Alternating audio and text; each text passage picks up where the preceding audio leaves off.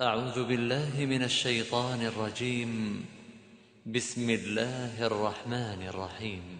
الحمد لله الذي أنزل على عبده الكتاب ولم يجعل له عوجا قيما لينذر بأسا شديدا من لدنه ويبشر المؤمنين الذين يعملون الصالحات أن لهم أجرا حسنا ماكثين فيه أبدا وينذر الذين قالوا اتخذ الله ولدا ما لهم به من علم ولا لآبائهم كبرت كلمة تخرج من أفواههم إن يقولون إلا كذبا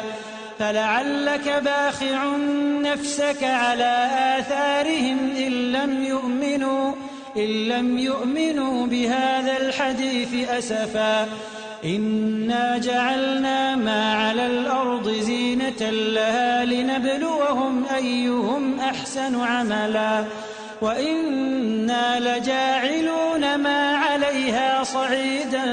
جرزا أم حسبت أن أصحاب الكهف والرقيم كانوا من آياتنا عجبا إذ أوى الفتية إلى الكهف فقالوا ربنا آتنا من لدنك رحمة وهيئ لنا من أمرنا رشدا فضربنا على آذانهم في الكهف سنين عددا ثم بعثناهم لنعلم أي الحزبين أحصى لما لبثوا أمدا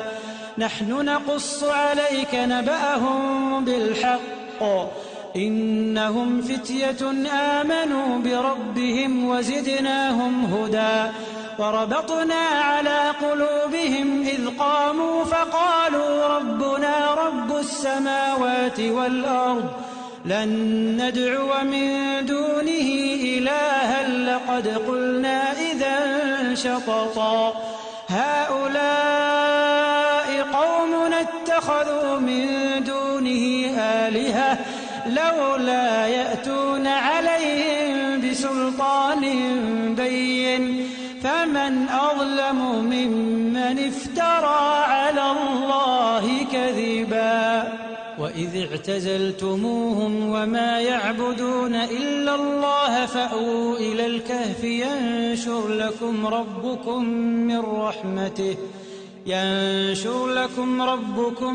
من رحمته ويهيئ لكم من أمركم مرفقا وترى الشمس إذا طلعت تزاور عن كهفهم ذات اليمين وإذا غربت تقرضهم ذات الشمال وهم في فجوة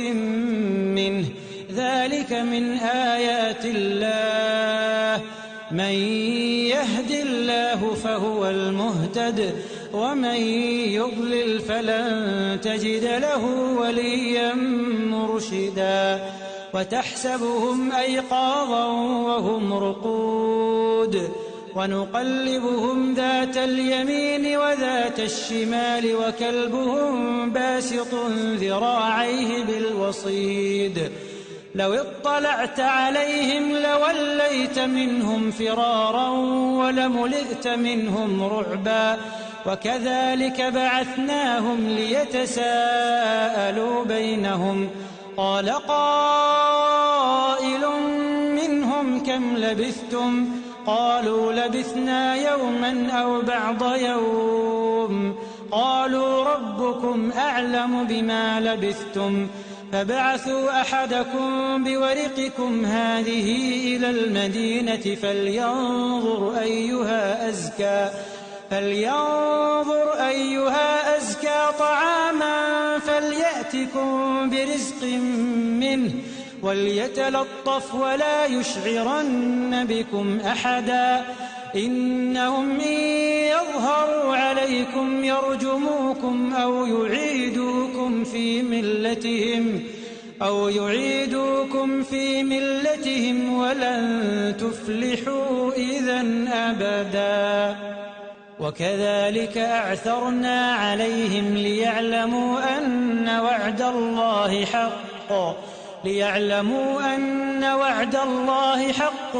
وأن الساعة لا ريب فيها إذ يتنازعون بينهم أمرهم فقالوا ابنوا عليهم بنيانا ربهم أعلم بهم قال الذين غلبوا على أمرهم لنتخذن عليهم مسجدا سيقولون 3 رابعهم كلبهم ويقولون 5 سادسهم كلبهم رجما بالغيب ويقولون 7 وثامنهم كلبهم قل ربي أعلم بعدتهم ما يعلمهم إلا قليل فلا تمار فيهم إلا مراء ظاهرا ولا تستفت فيهم منهم أحدا ولا تقولن لشيء إني فاعل ذلك غدا إلا أن يشاء الله واذكر ربك إذا نسيت وقل عسى أن يهديني ربي لأقرب من هذا رشدا ولبثوا في كهفهم 300 سنين وازدادوا 9 قل الله أعلم بما لبثوا له غيب السماوات والأرض أبصر به وأسمع ما لهم من دونه من ولي ولا يشرك في حكمه أحدا واتل ما أوحي إليك من كتاب ربك لا مبدل لكلماته ولن تجد من دونه ملتحدا واصبر نفسك مع الذين يدعون ربهم بالغداة والعشي يريدون وجهه ولا تعد عيناك عنهم تريد زينة الحياة الدنيا ولا تطع من أغفلنا قلبه عن ذكرنا واتبع هواه وكان أمره فرطا وقل الحق من ربكم فمن شاء فليؤمن ومن شاء فليكفر إنا أعتدنا للظالمين نارا أحاط بهم سرادقها وإن يستغيثوا يغاثوا بماء كالمهل يشوي الوجوه بئس الشراب وساءت مرتفقا إن الذين آمنوا وعملوا الصالحات إنا لا نضيع أجر من أحسن عملا أولئك لهم جنات عدن تجري من تحتهم الأنهار يحلون فيها من أساور من ذهب ويلبسون ثيابا خضرا من سندس واستبرق متكئين فيها على الأرائك نعم الثواب وحسنت مرتفقا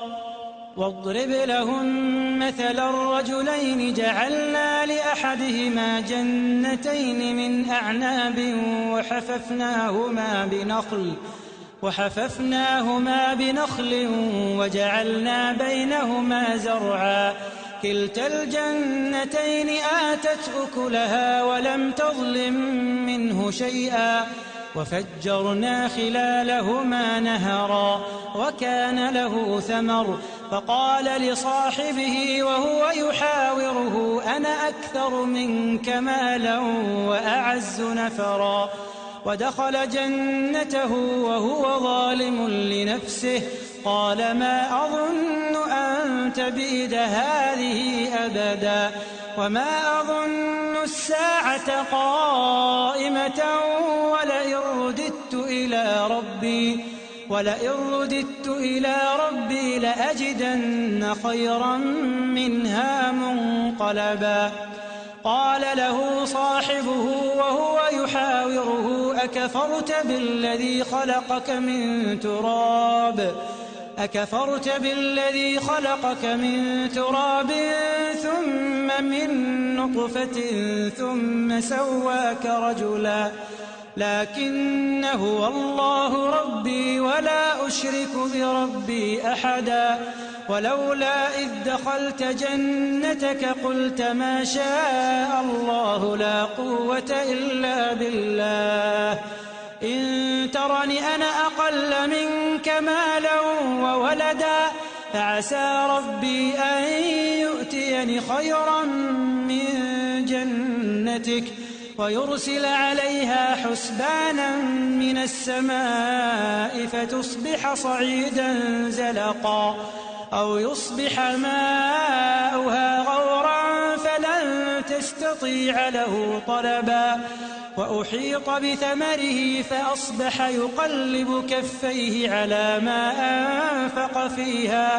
فأصبح يقلب كفيه على ما أنفق فيها وهي خاوية على عروشها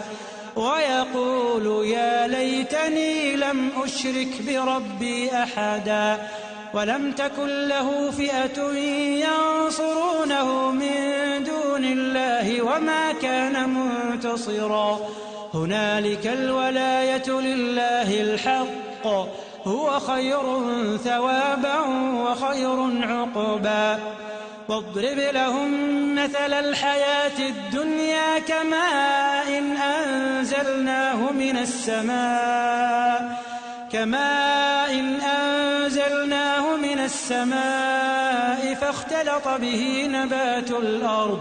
فاختلط به نبات الأرض فأصبح هشيما تذروه الرياح وكان الله على كل شيء مقتدرا المال والبنون زينة الحياة الدنيا والباقيات الصالحات خير عند ربك ثوابا وخير أملا ويوم نسير الجبال وترى الأرض بارزة وحشرناهم فلم نغادر منهم أحدا وعرضوا على ربك صفا لقد جئتمونا كما خلقناكم أول مرة بل زعمتم أن لن نجعل لكم موعدا ووضع الكتاب فترى المجرمين مشفقين مما فيه ويقولون يا ويلتنا ما لهذا الكتاب لا يغادر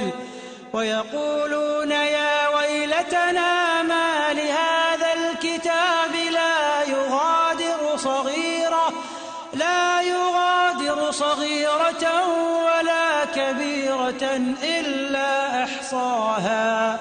ووجدوا ما عملوا حاضرا ولا يظلم ربك أحدا وإذ قلنا للملائكة اسجدوا لآدم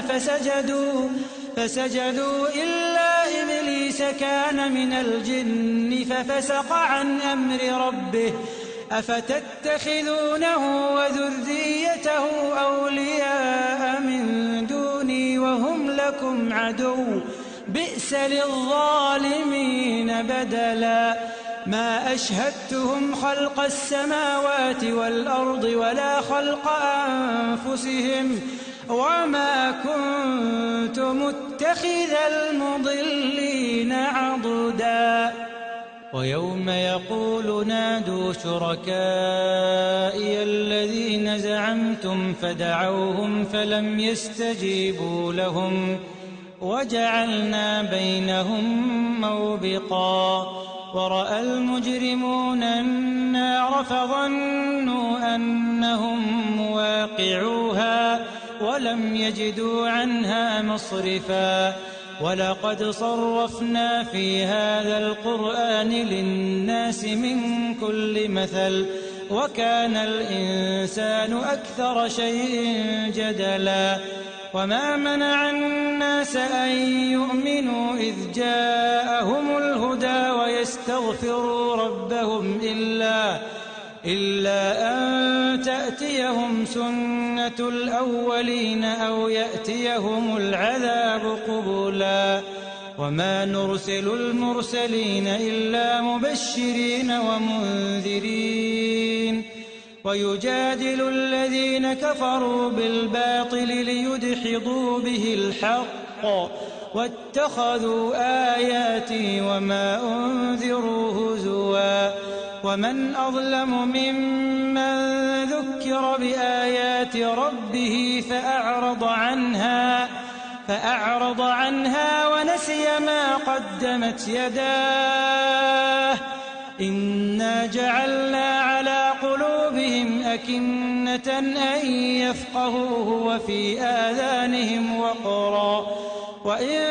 تدعهم إلى الهدى فلن يهتدوا إذن أبدا وربك الغفور ذو الرحمة لو يؤاخذهم بما كسبوا لعجل لهم العذاب بل لهم موعد لن يجدوا من دونه موئلا وتلك القرى أهلكناهم لما ظلموا وجعلنا لمهلكهم موعدا وإذ قال موسى لفتاه لا أبرح حتى أبلغ مجمع البحرين أو أمضي حقبا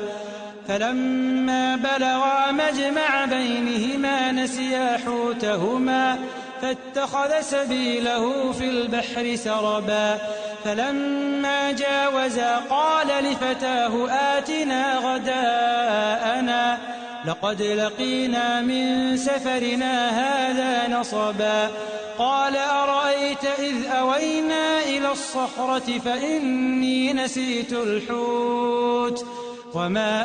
أنسانيه إلا الشيطان أن أذكره واتخذ سبيله في البحر عجبا قال ذلك ما كنا نبغ فارتدا على آثارهما قصصا فوجدا عبدا من عبادنا آتيناه رحمة من عندنا وعلمناه من لدنا علما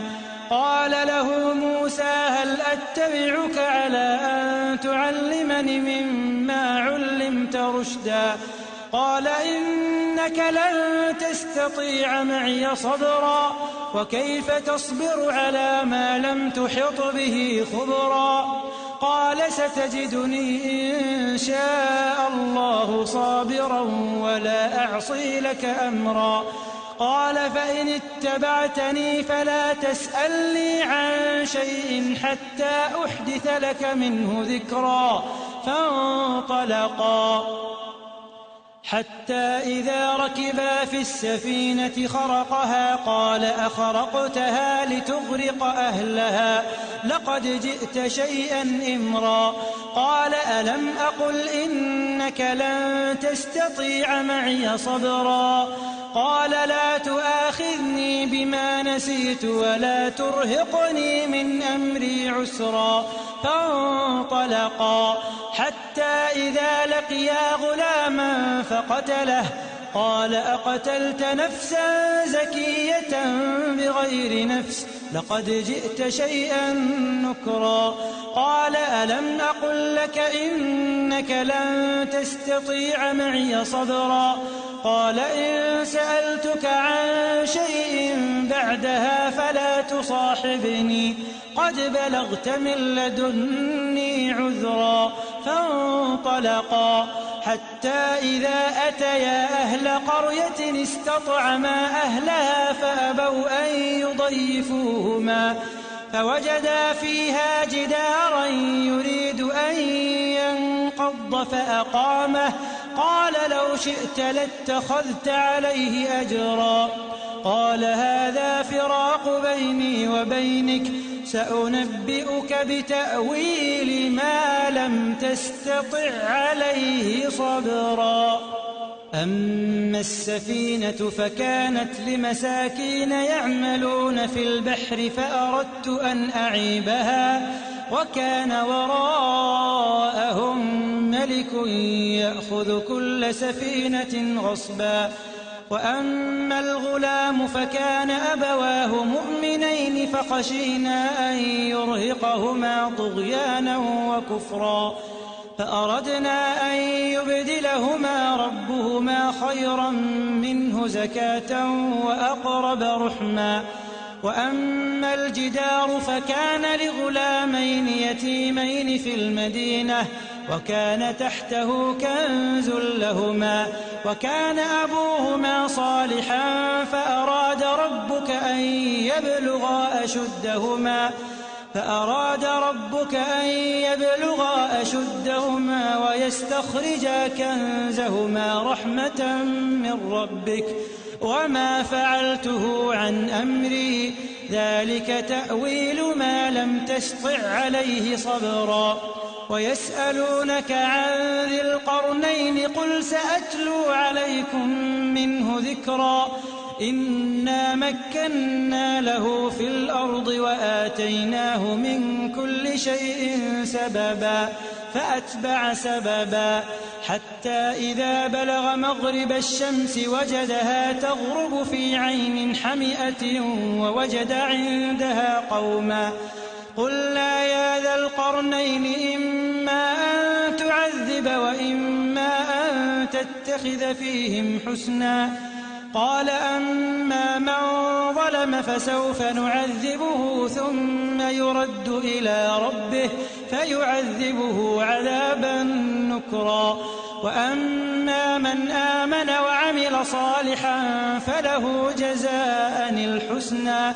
وسنقول له من أمرنا يسرا ثم أتبع سببا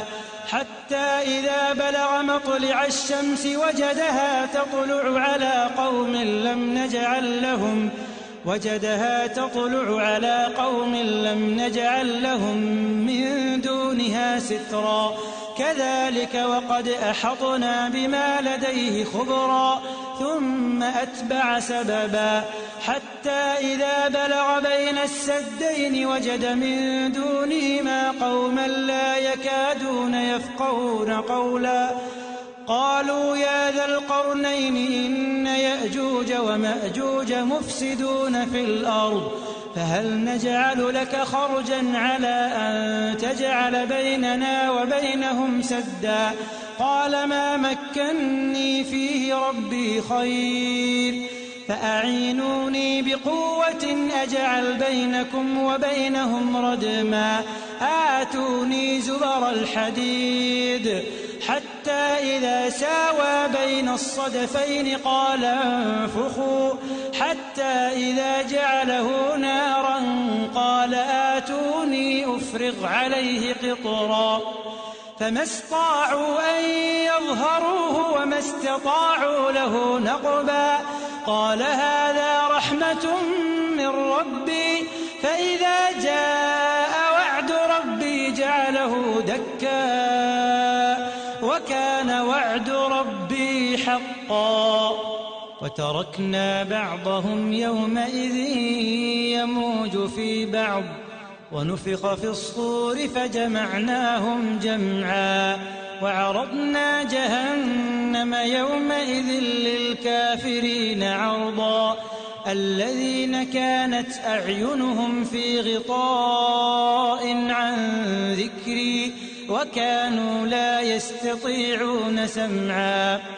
أفحسب الذين كفروا أن يتخذوا عبادي من دوني أولياء